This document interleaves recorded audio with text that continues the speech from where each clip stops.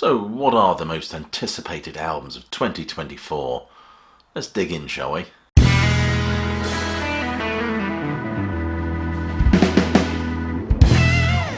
Welcome, classic rock fans, to the first video of the new year. And what better topic is there than the most anticipated releases? Albums we're absolutely salivating for, or at least I am anyway. If you're new to this channel, please do click like, subscribe and check that notification bell. Please do that now. And stick around to the end for a few honourable mentions. Number 10 is the new Mick Mars album, The Other Side of Mars. I'm really curious about this record, to be honest. There's been a lot of hoo-ha and bluster regarding his split with Motley Crue and all those legal wranglings. This album has got to be a big statement from Mick Mars, and he knows it. It's his first solo album, I believe, although I know he did some work with Steven Adler, but this album represents a line in the sand, I think. What I've heard already, there's some really hooky stuff on there. We've already had The Right Side of the Wrong, which was a great song. I really enjoyed that. But according to the blurb, there's also some characteristically riff-tastic, tough as nails hard rock anthems, as well as some bluesy cinematic pieces and even some gothic meanderings.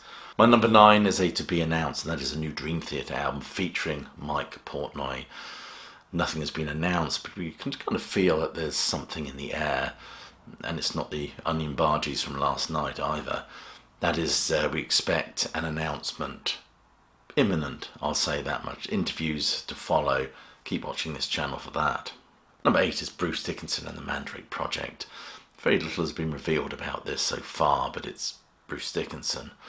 Got a ticket to see him live next year, looking forward to that. I do know that he's re-recorded When Eternity Should Fail from the Wonderful Book of Souls album. This is my favourite track off that album.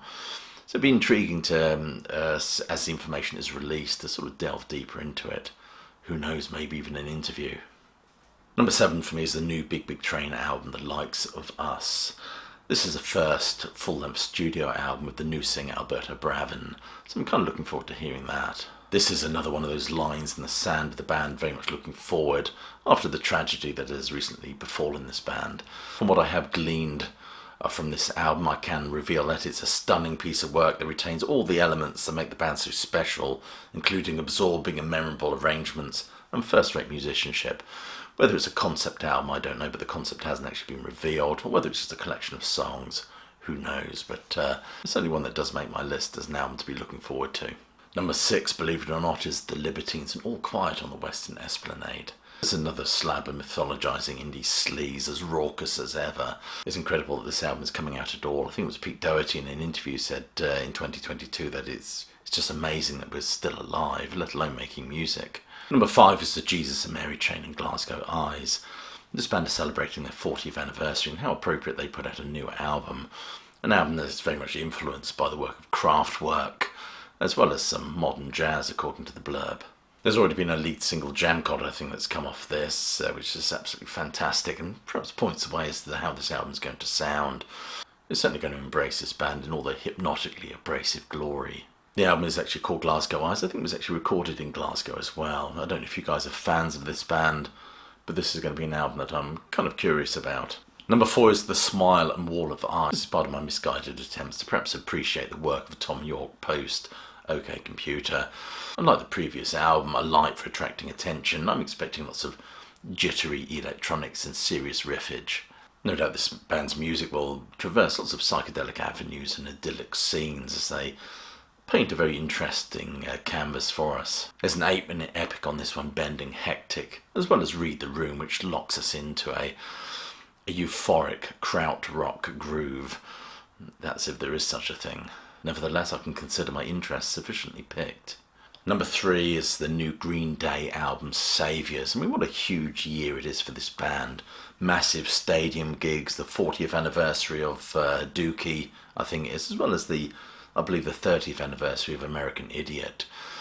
If you catch them live on the next tour, I imagine the set list is going to be absolutely fantastic. We can expect lots of juvenile delinquent posturings from these middle-aged rockers, as well as commentary on the media and some pretty dark physical metaphors. Apparently this album is replete with Easter eggs. It's packed with lots of little references to the band's history.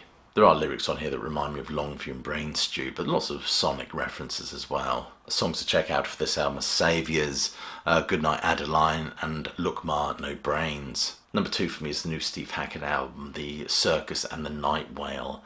This has been described as a rite of passage concept album, a bit like old Ray L in New York City. We can expect some remarkable guitar parts from Steve Hackett as he engages with the usual suspects of his band. Amanda Lehman, I think, features on this album, as well as his brother John Hackett.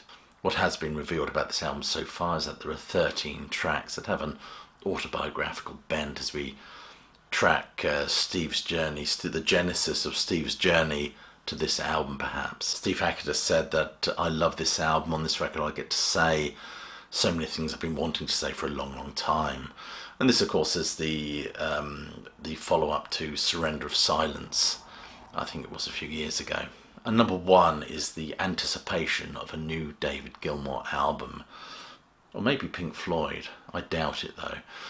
Polly Sampson, of course, has been teasing us with pictures of David working in the studio, which I think they're preparing the ground for this announcement, for this new record, which hopefully will be followed by a tour.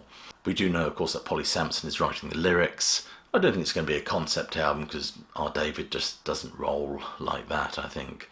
But I'm hoping it's not as beige as some of his recent solo material. But nevertheless, as a big Pink Floyd fan, I'm absolutely psyched here that he's making new music. I'm also looking forward to the new Roger Waters album as well. So lots of rumblings in the Pink Floyd camp. So there you are, that's my list of the 10 most anticipated albums of 2024. Let's discuss some albums, other albums that will be coming out. There has been a new album by The Cure that's been teased, of course. I've been playing some songs in their live set.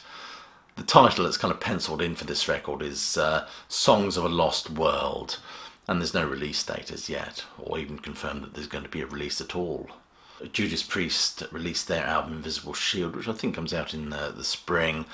Glenn Tipton is still on board for this album despite a Parkinson's diagnosis. And if it's anything like the last album, I'm pretty sure I'm going to buy this and enjoy it.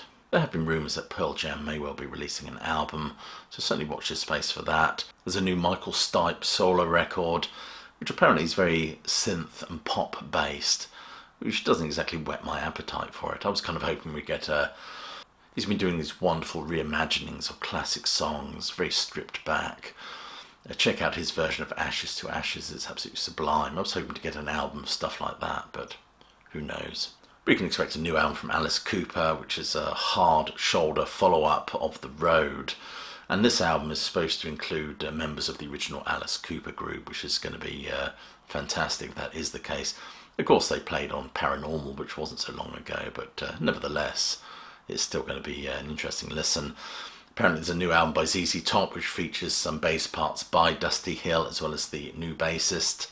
I certainly have to mention the new Saxon album Hellfire and Damnation, which comes out in January. I've had a good listen to this record. It's certainly as good as Carpe Diem. Lots of historical references and metal musings with Biff Bifford doing what Biff Bifford does best. Also Magnum are releasing a new album, Here Comes the Rain. I've heard this record, it's absolutely fantastic, it won't disappoint you. And check the Bob Catley interview that's coming on this channel very, very soon. I have to mention one of my favourites, Ace Frehley, and his new album 10,000 Volts. Although I've been watching some live material from this band and it's been pretty dire, to be honest with you. There doesn't seem to be any gelling between him and his band. No chemistry, if you excuse the pun. I shall leave you by saying hope you're well, staying safe, and of course that you keep listening.